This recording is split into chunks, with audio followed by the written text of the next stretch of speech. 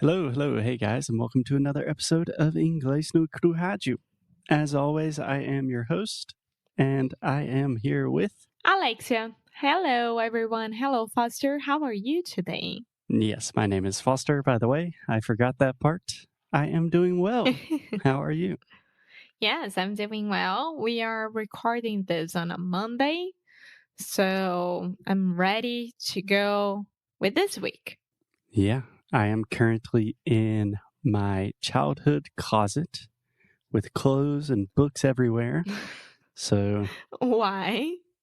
hopefully the audio will be a little bit better because, as many of our listeners, I imagine, I am currently living at my parents' house. So it's very Yes. noisy. There's a lot of stuff happening. Okie dokie. So today we are talking about... Today, I wanted to kind of tell a personal story, if that's okay with you. Of course. Well, people love personal stories. I love your story, so no problem at all. Okay, we'll see. We'll see how it goes. So, Alexia, last week we were talking about our new worksheets. So, the worksheets are just like modern day study materials. They are the perfect way to complement Inglês no Rádio. So you can listen and read with all of the worksheets. We have all the best vocabulary, grammar, expressions, all of that stuff. And we talked about that last week. But I think a lot of people are still a little bit confused about what the worksheets are and how they can use them to benefit their English. Yeah. So I was thinking that maybe it's easier simply for me to tell my personal story and my personal experience learning language with worksheets. I think that's fair enough. Okay, so where do you want to start this story? I don't know, Amor. It's your story. So I don't know where. Okay, so to start this story, we need to begin at the beginning.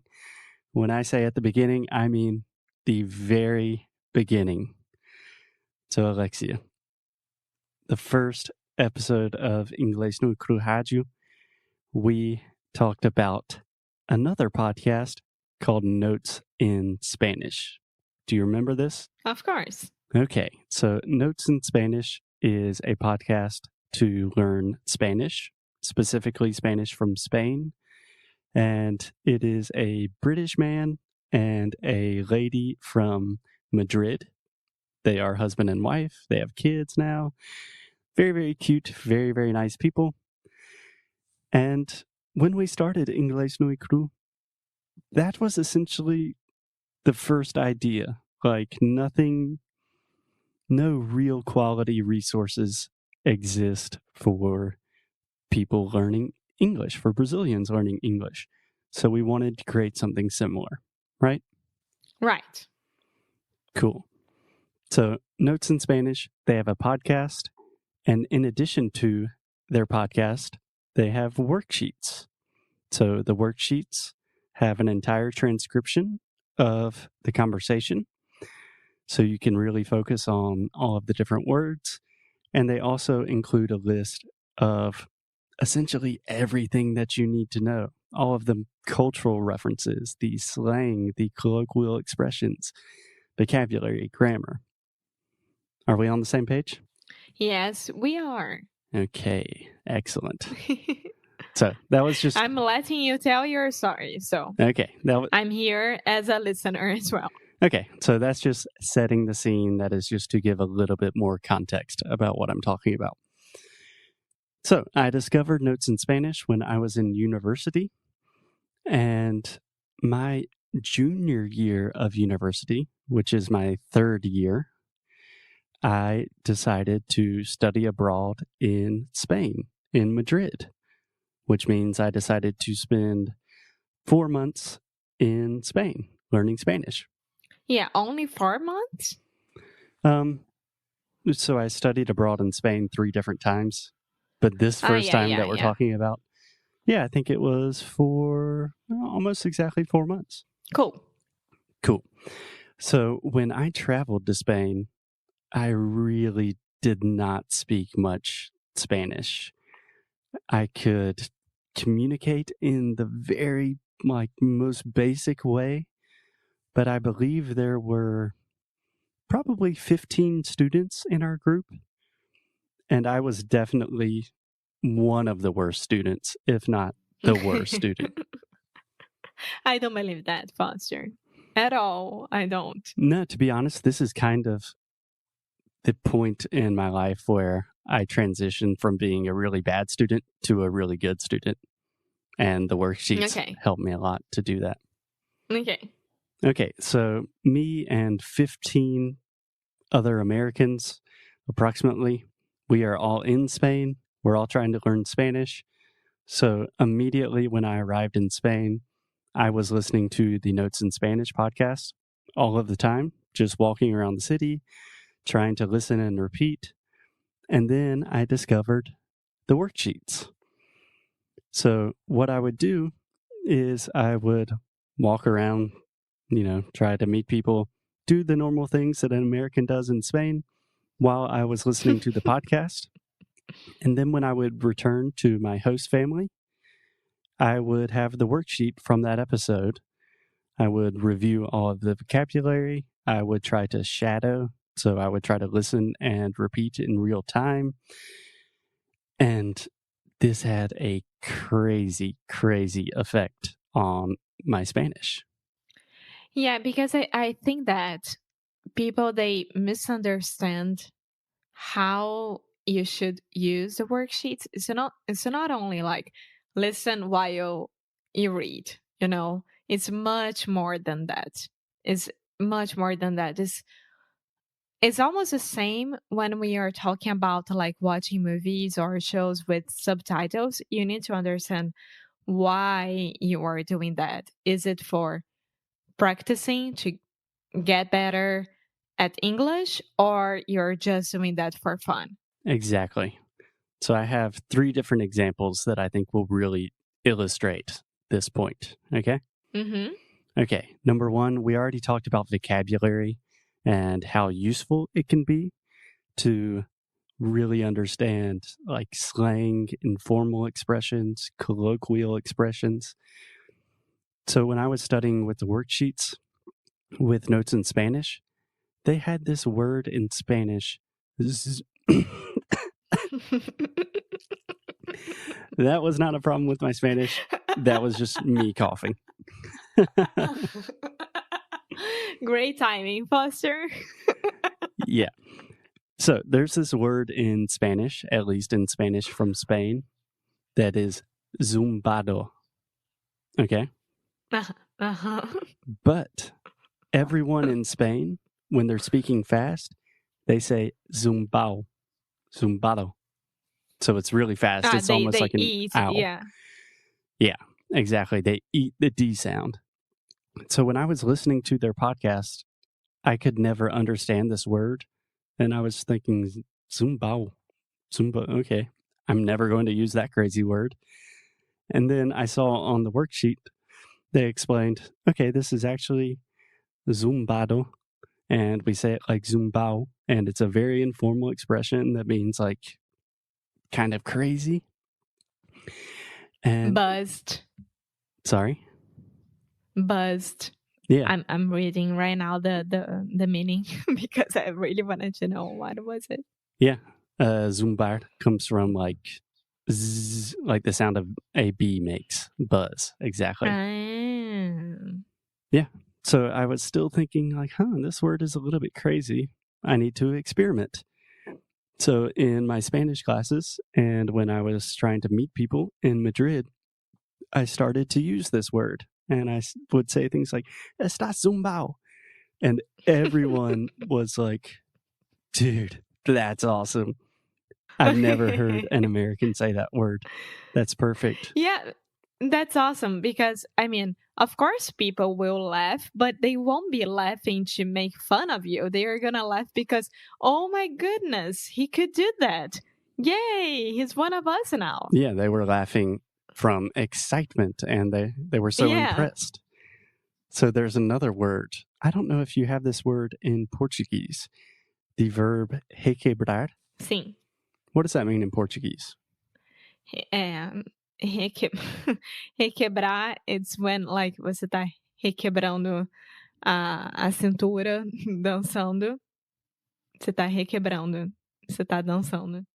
Nice. So it's kind of like flirty, flirtation. No. I mean, no. It could be a bad thing to say, like, or a good thing to say, but it's not a flirtation at all. At least no one ever flirted next to me using the verb requebrar at all. But I don't know. Okay.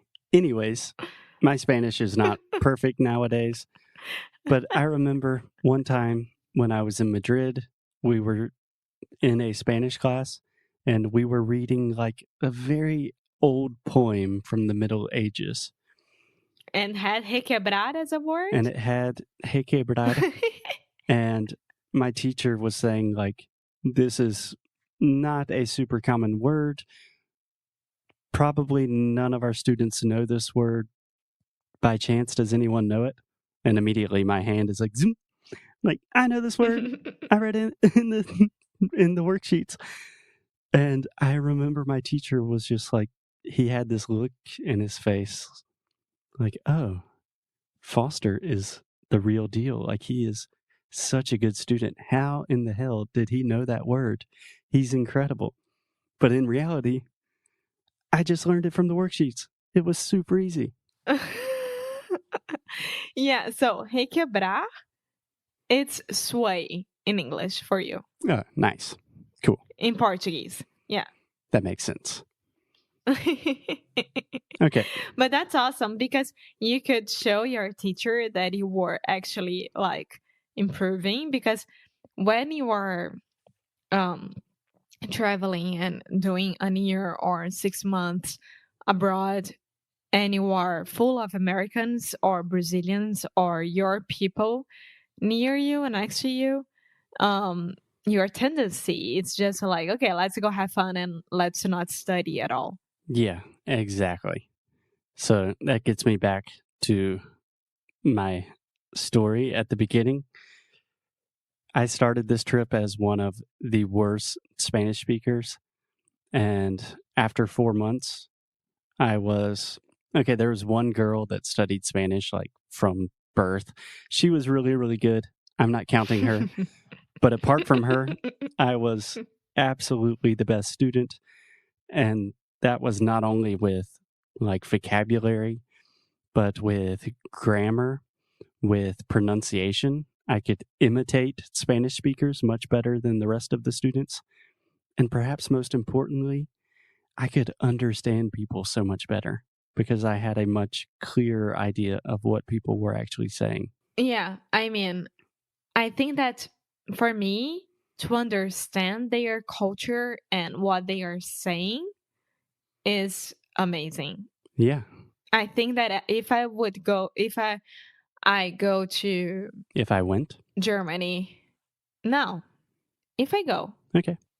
to Germany, I don't know how to speak German, and I would freak out because of that, because I wouldn't be understanding what they are saying and how they are communicating. So, Yeah. I don't know. Precisely. So let me give just one more example to reinforce my point. So in Spanish, we have what we call the subjective. No, that's incorrect. We have what we call the subjunctive. You Subjuntivo. have this in Portuguese. It's not as common in Portuguese as it is in Spanish, but for English speakers, native English speakers learning Spanish, the subjunctive tense is like the most difficult thing about Spanish. That is Oh, where really? all beginners and intermediate students, they always have so many problems with the subjunctive, and that's where most people just quit and give up, right? Yeah. So I remember in the worksheets, they had so many examples of, okay, in this sentence, She is using the subjunctive for this reason, or she is using it in this way.